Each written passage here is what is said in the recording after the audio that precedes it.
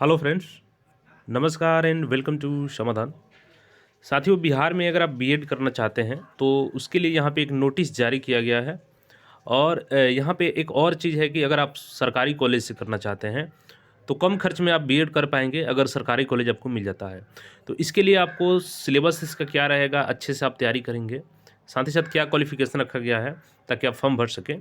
तो ये सब जानकारी इकट्ठा करके आप अच्छे तरीके से तैयारी करते हैं पूरे सिलेबस और प्रीवियस ईयर पेपर को फॉलो करके, तो यहाँ पे आप अच्छे मार्क्स लाएंगे तो यहाँ पे आपको सरकारी कॉलेज मिल जाएगा और बहुत कम खर्च में आप बीएड कर पाएंगे। और यहाँ पे सबसे पहले हम लोग एक नोटिस देख लेते हैं, देन आगे इस पे सिलेबस पे भी बात करेंगे, क्वालिफिकेशन की बात करेंगे। देखिए, सबसे पहले होता क्या है कि एक नोडल यूनिवर्सिटी नियुक्त किया जाता है जो कि सभी यूनिवर्सिटियों के लिए एक कॉमन इंट्रेंस यानी सीईटी कंबाइंड इंट्रेंस टेस्ट आयोजित करती है। और इसमें जो लोग शामिल होते हैं तो उनका ही एडमिशन, चाहे आप प्राइवेट कॉलेज में एडमिशन लेना चाहते हो या गवर्नमेंट कॉलेज में या सेमी गवर्नमेंट में, तो ही आप अगर इसमें शामिल होते हैं तो आप प्राइवेट में भी एडमिशन ले पाएंगे। अदरवाइज आपका प्राइवेट में भी अगर बिहार में कहीं करना चाहते हैं तो एडमिशन नहीं होगा। तो एक बात आप कंफर्म हो लीजिए कि आपको अगर बीएड में एडमिशन लेना है, चाहे आप प्राइवेट से भी लें, तो उसके लिए ये फॉर्म भरना ज़रूरी है, साथ ही साथ आपको एग्ज़ाम में अपियर भी होना ज़रूरी है। तो उसी के लिए यहाँ पे जो नोटिस जारी किया गया है, देखिए, कुल सचिव सेवा में बिहार के सभी विश्वविद्यालय बीएड संचालित करने के संबंध में। और देखेंगे तो लगातार अभी केवल जो एलएनएमयू है, ललित नारायण मिथिला यूनिवर्सिटी है, यही लगातार इसको बनाया जाता है नोडल यूनिवर्सिटी के रूप में।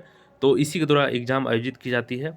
और देखेंगे तो 1 मार्च को ये लेटर लिखा गया था। तो जो महत्वपूर्ण डेट्स हैं यहाँ पे, देखिए, 9 अप्रैल से आपका फॉर्म भराना शुरू हो जाएगा और 4 मई तक आप लोग फॉर्म को सबमिट कर पाएंगे ऑनलाइन, बिना आवेदन के, बिना यहाँ पे शुल्क के संशोधन करना चाहते हैं, विलम्ब शुल्क के, सॉरी, यहाँ विलम्ब शुल्क, ऑनलाइन आवेदन पत्र भरना विलम्ब शुल्क के साथ एवं संशोधन 5 मई से 11 मई तक कर सकते हैं। यानी कि आप देखिए, 9 अप्रैल से 4 मई तक फॉर्म भर सकते हैं। और उसके बाद अगर आप फॉर्म में कोई गलती हो जाता है या आपको ऑनलाइन आवेदन पत्र विलम्ब नहीं भर पाते हैं तो 5 मई के बाद भी भर पाएंगे, लेकिन उसके लिए आपको एक्स्ट्रा शुल्क पे करना होगा। और देखिए, प्रवेश पत्र आपको 21 मई को आ जाएगा और प्रवेश परीक्षा आपको 30 मई को आयोजित कर ली जाएगी। अब देखिए, एग्ज़ाम डेट आपका फिक्स है पहले से और इसमें कोई चेंजेस नहीं किया जाता है, क्योंकि इसमें ज़्यादा कोई सेंटर जो अलॉटमेंट का होता है कोई प्रॉब्लम नहीं आती है। उसके बाद से देखेंगे तो इसका रिजल्ट भी काफ़ी जल्दी आ जाता है। 30 को आपका एग्ज़ाम होगा और 31 को ही आपको आंसर किया जाता है। और उस पे आपको कोई ऑब्जेक्शन करना रहता है तो 2 से 3 दिन में ऑब्जेक्शन करा लिया जाता है। और 15 को, यहाँ पे मात्र 15 दिन के बाद आपका रिजल्ट जारी कर दिया जाएगा। और उसके आधार पे अगर आपको सरकारी कॉलेज मिलता है तो बहुत कम खर्च में, लगभग 50,000 प्लस मान के चलिए कि इतने में आपका सारा बीएड का कोर्स हो जाएगा, सरकारी कॉलेज अगर मिल जाता है तो। चूँकि 3 कैटेगरी के कॉलेज होते हैं, एक हो गया आपका प्राइवेट हो गया। तो प्राइवेट में तो चलिए उसका कोई फिक्स नहीं है कितना लगता है, लेकिन 1.5 लाख प्लस मान के चलिए उसका, लेकिन कहीं कहीं आपको 2 लाख भी लग जाते हैं। तो प्राइवेट कॉलेज वाले अपने तरीके से लेते हैं यहाँ पे। दूसरा होता है सेमी गवर्नमेंट। अगर आपका मार्क्स प्राइवेट वालों से ज़्यादा है, थोड़ा सा मीडियम में है आप, तो सेमी गवर्नमेंट भी मिल जाता है। तो 1 लाख प्लस में आपका यहाँ पे क्लियर हो जाता है। इसके लिए आपको 1 लाख प्लस खर्च करने होते हैं और सेमी गवर्नमेंट कॉलेज में आपका एडमिशन हो जाता है। और अगर गवर्नमेंट मिल जाता है तो 50,000 के खर्च पे आपको सारा बीएड का कोर्स कंप्लीट हो जाता है। तो अच्छे से तैयारी करेंगे तो गवर्नमेंट कॉलेज मिल जाएगा। और जैसा कि बीपीएससी का हर साल अब एग्ज़ाम होगा टीचर के लिए, तो एक अच्छा मौका है, अब सब लोग करना चाहते हैं बीएड, तो अगर आप एलिजिबल हैं तो कर सकते हैं। तो आइए हम लोग देख लेते हैं कि क्या परसेंटेज की रिक्वायरमेंट है और कैसे सिलेबस इसका रहता है, सारा चीज़ देख लेते हैं।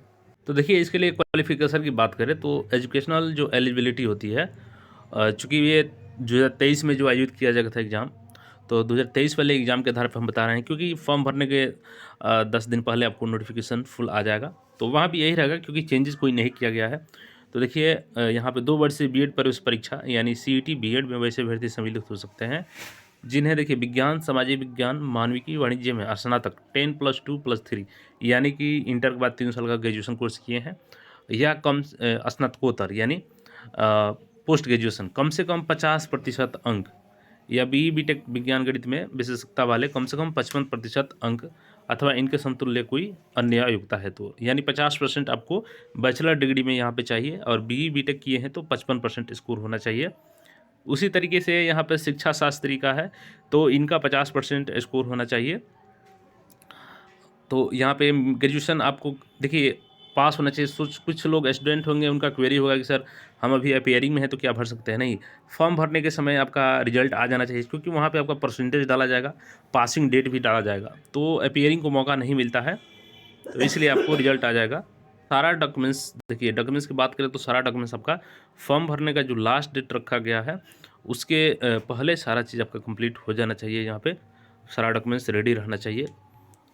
सिलेबस की यहाँ पे बात कर ले हम लोग कि सिलेबस क्या रहता है, तो देखिए इसका सेंटर की अगर बात कर ले हम लोग सबसे पहले, तो सेंटर पूरे बिहार में नहीं पड़ता है, लगभग 10-15 डिस्ट्रिक्ट में ही आयोजित की जाती है एग्ज़ाम।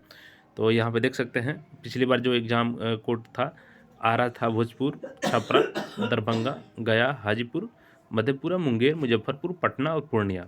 तो इन सारे डिस्ट्रिक्ट्स में यहाँ पे देखेंगे तो एग्ज़ाम सेंटर बनाए गए थे।